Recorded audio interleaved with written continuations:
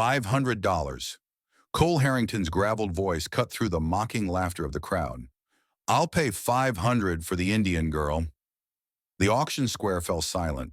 Dust hung heavy in the Montana air as Cole stepped forward, his weathered boots leaving clear imprints in the mud. The auctioneer, a rat-faced man with whiskey on his breath, squinted at the leather pouch Cole tossed onto the wooden platform. $500, enough to buy 100 acres of good grazing land. Sold, the auctioneer stammered, unable to hide his surprise. The crowd parted as Cole approached the platform. His Winchester 73 hung across his back, the custom sights catching the afternoon sun. The jagged scar that ran through his left eyebrow down to his cheekbone pulled tight as he squinted against the glare. He didn't look at the onlookers. Men like these weren't worth his attention. The Indian woman stood straight back despite the ropes binding her wrists, her dark eyes fixed on Cole with a hatred that could have set the whole town ablaze. Her name was Echo Hawk, though none of these men had bothered to ask. She was the daughter of Black Eagle, but that meant nothing to the vultures of Redemption Creek. "You're making a mistake, Harrington," someone called out. "That savage will cut your throat while you sleep." Cole ignored them, untying the woman's bonds with calloused fingers. The rope had cut into her skin, leaving angry red welts. She didn't flinch. "Come on," he said simply, turning away from the crowd. They walked in silence through the dusty streets of Redemption Creek, Cole leading, Echo Hawk following at a distance that made it clear she wasn't his property, despite what the bill of sale said. When they reached the edge of town, Cole stopped beside his horse, a sturdy Appaloosa with intelligent eyes. "I knew your father," Cole said finally, his voice low enough that only she could hear. "Black Eagle saved my life at Vicksburg." Echo Hawk's eyes widened slightly, the only indication of her surprise. "You lie," she said, her English perfect despite the hatred in her tone. "Why would my father save a blue coat?" "I wasn't wearing blue." Cole mounted his horse and extended a hand down to her. "I fought for the South, and I was left to die when the battle turned."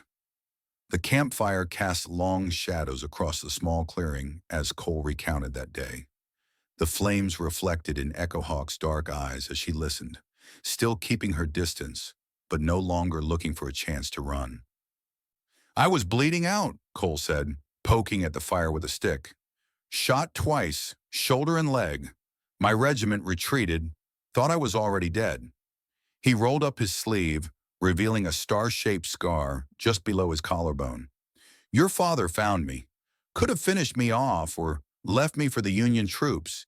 Instead, he carried me 3 miles to a creek, cleaned my wounds, and fed me pemmican until I could stand again." Echo Hawk studied his face, looking for deception. Why would he help an enemy?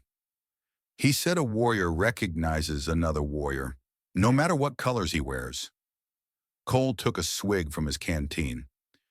"When I asked why he risked himself for me, he told me something I never forgot. When a man owes a blood debt, he pays in blood." "Those are my father's words," she admitted, her posture softening slightly.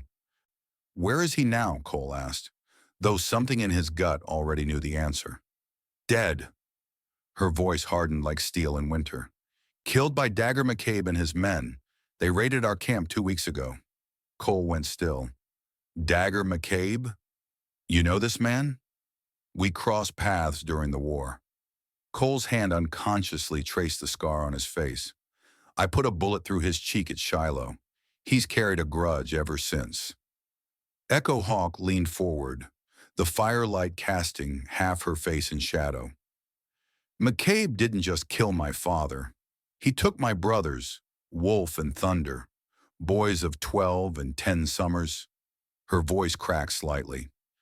"He plans to sell them to the railroad as forced labor." Cole stared into the fire, pieces falling into place. "McCabe didn't raid your camp by chance. He knew who your father was. Knew he helped me." "This is your debt," Echo Hawk said, her eyes unflinching. "And now you will pay it in blood." Cole nodded slowly, His weathered face set in the grim determination. Where did they take your brothers? Devil's Backbone, the old mining camp in the mountains. Cole reached for his rifle, checking the action with practiced hands. The Winchester had seen him through the war, and 10 years of hard living since. It would see him through this too. We leave at first light, he said. They rode hard through rugged Montana territory. Cole tracked the land with the precision of a man who had spent years reading nature's signs. Hoof prints in soft earth, broken twigs, disturbed grass. Each told a story to those who knew how to listen. Echo Hawk rode beside him, her eyes constantly scanning the horizon. She moved with the confidence of someone who had learned to hunt before she could walk. Though they spoke little, a grudging respect formed between them. On the second day, they found signs of violence along the trail. Blood-stained earth and spent cartridges. Ambush, Cole muttered, dismounting to examine the ground. 3, maybe 4 riders attacked a single man. Echo Hawk knelt beside him, touching the dried blood with her fingertips. Recent. No more than a day old. A weak groan drew their attention to a dense thicket nearby. Cole drew his Colt Peacemaker in one fluid motion, approaching cautiously. Behind the brush lay a man, his clothes caked with blood and dirt. A silver badge glinted on his chest, tarnished but unmistakable.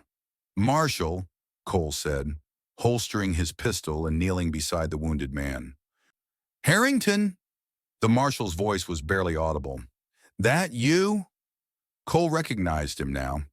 Jedediah Steel-Eye Jenkins, lawman from the neighboring county. They'd crossed paths a few times over the years, nodding respectfully but never exchanging more than a few words. Easy, Jenkins. You're shot up pretty bad. McCabe's men, Jenkins coughed, blood speckling his gray beard. I've been trailing them since they hit the settlement at Copper Springs. Echo Hawk appeared with water from her canteen. Cole cleaned Jenkins' wounds. A bullet had grazed his ribs, another lodged in his upper thigh. Not immediately fatal, but infection would kill him without proper care. The girl knows medicine, Jenkins observed weakly as Echo Hawk began preparing a poultice from plants gathered nearby. She has a name, Cole replied. Echo Hawk, daughter of Black Eagle. Recognition flashed in Jenkins' eyes. The scout? Heard he was killed. By McCabe, Cole confirmed. He also took her brothers. We're heading to Devil's Backbone to get them back. Jenkins struggled to sit up. It's worse than that, Harrington. McCabe isn't just holding those boys. He's planning to hit the Helena gold shipment when it passes through Thunder Canyon tomorrow night. 20 men heavily armed. Cole and Echo Hawk exchanged glances. My brothers first, she said firmly. The gold shipment has armed guards, Cole reasoned. Your brothers don't. Jenkins grabbed Cole's arm with surprising strength. If McCabe gets that gold, he'll have enough to hire an army. No one in 3 territories will be safe. Cole stood, weighing their options. The marshal was right. McCabe, with unlimited funds, would become untouchable. But Echo Hawk hadn't risked everything to save faceless strangers. We do both, Cole decided finally. Hit Devil's Backbone tonight, then set up to stop the robbery. With 3 of us? Jenkins asked incredulously. 1 wounded? 2, Echo Hawk corrected. You will stay here. Jenkins started to protest, but Cole cut him off. She's right. You'll bleed out if you ride now.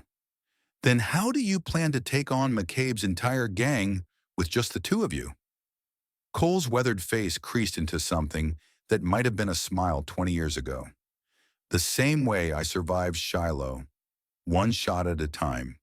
The storm hit as they approached Devil's Backbone, a fierce Montana blizzard that turned the air white and the world silent. Cole and Echo Hawk made camp in a shallow cave, forced to wait out nature's fury. The howling wind muffled their voices, creating a strange intimacy as they huddled near the small fire. Cole cleaned his rifle methodically, each movement practiced and precise. Echo Hawk watched his hands, noticing the care he took with the weapon. "You were a sharp shooter," she observed. Cole nodded, working a patch down the barrel. "Best in the 4th Virginia. Could hit a man at 500 yards on a clear day." "And you shot McCabe." "Should have aimed higher," Cole admitted, his finger tracing the firing mechanism. "War's different from hunting. You don't always get the clean kill." They sat in silence for a moment, the fire crackling between them. "My father taught me that a warrior is measured not by how many he kills, but by how many he saves," Echo Hawk said finally.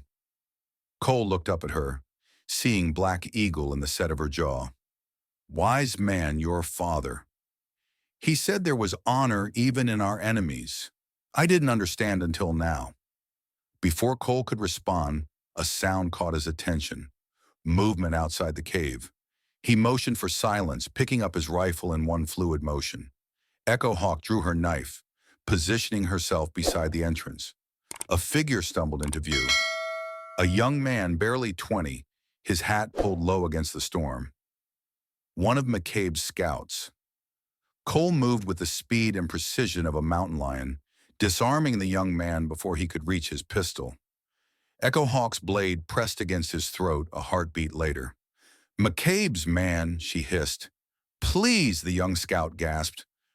"Don't kill me." "That depends on how useful you are," Cole said, his voice cold.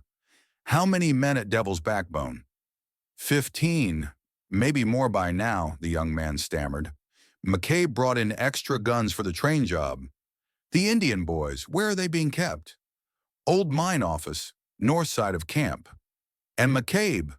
"He knows you're coming, Harrington," the scout blurted out. "He's been waiting.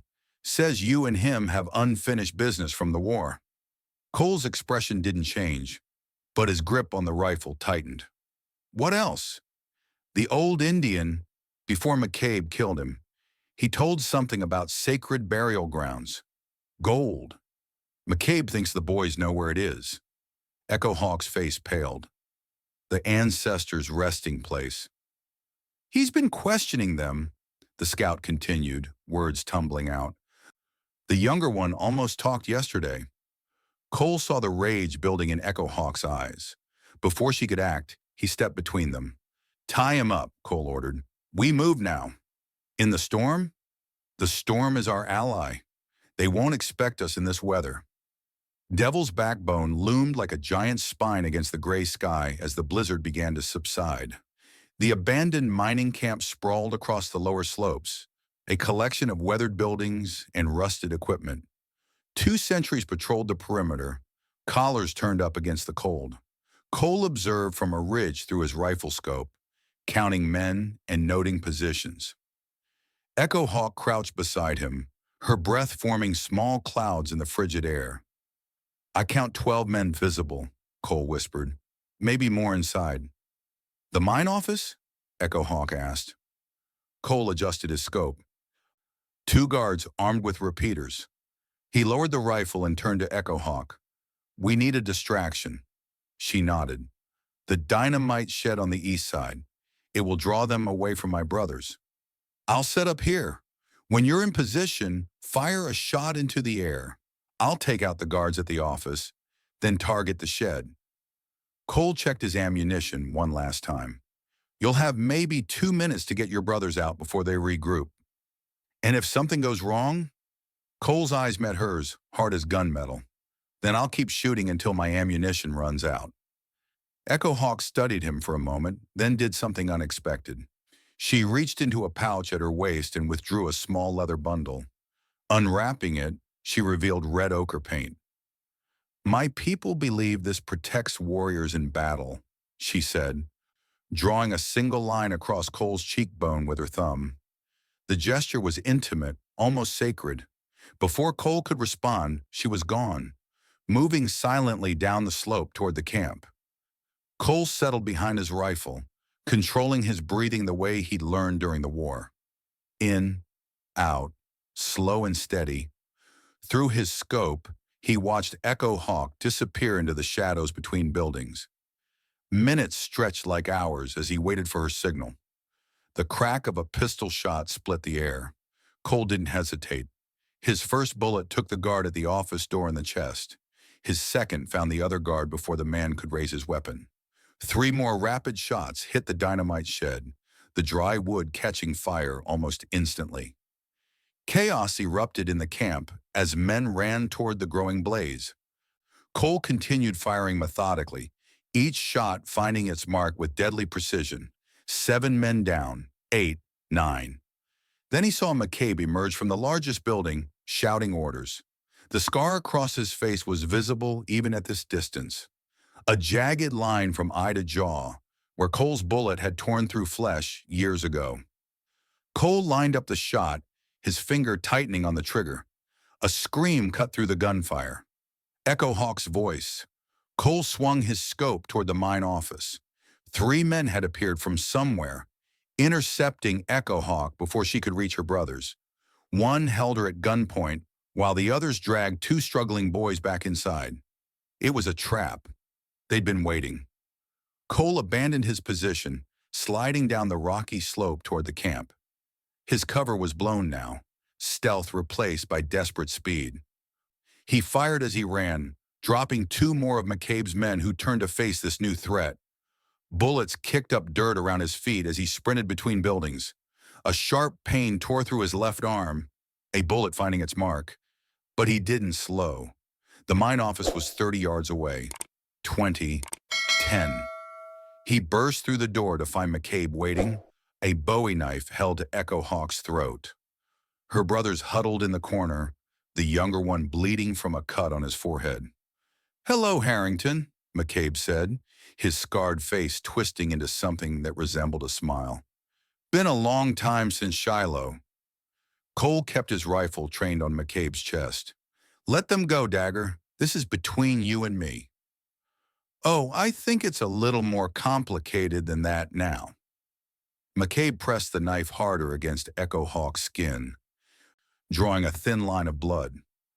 "Drop the rifle or I'll open her throat right here." Cole hesitated, calculating angles, possibilities. There was no clear shot. Even if he killed McCabe, the man's reflexes would ensure Echo Hawk died too. "You always were too sentimental," McCabe taunted. "That's why the South lost, you know. Too much honor, not enough ruthlessness." Slowly, Cole lowered his rifle. "Kick it away," McCabe ordered. Cole obeyed, sending the Winchester skittering across the wooden floor.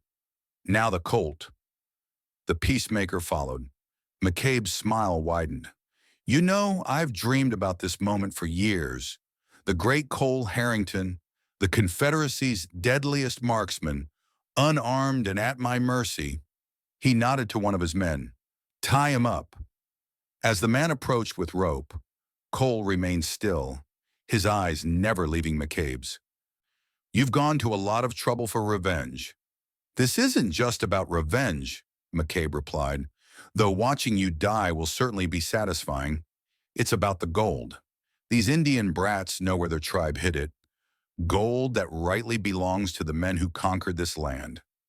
Echo Hawk spat at him despite the knife at her throat. "It belongs to the dead. You will be cursed if you disturb their rest." McCabe laughed. "Curses don't concern me, girl." As the henchman reached for Cole's arms, something changed in Cole's posture. A subtle shift only a trained fighter would notice. In one explosive movement, he drove his elbow into the man's throat, snatching the pistol from his holster as he fell. McCabe reacted instantly, dragging Echo Hawk in front of him as a shield. "Drop it, Harrington! I'll kill her!" "No!" Echo Hawk gasped. "Shoot him!" Cole's aim never wavered, but he didn't fire. "A blood debt is paid in blood, McCabe, but not with innocent lives." "Then we're at an impasse," McCabe sneered. "Not quite." The voice came from behind McCabe. Marshal Jenkins stood in the doorway, his wounded leg trembling with the effort of standing, but his aim rock steady. The momentary distraction was all Echo Hawk needed. She drove her elbow into McCabe's ribs and ducked. Cole fired in the same instant, his bullet striking McCabe's shoulder. McCabe staggered backward, losing his grip on the knife. Echo Hawk snatched it from the air as it fell, her movement fluid as water.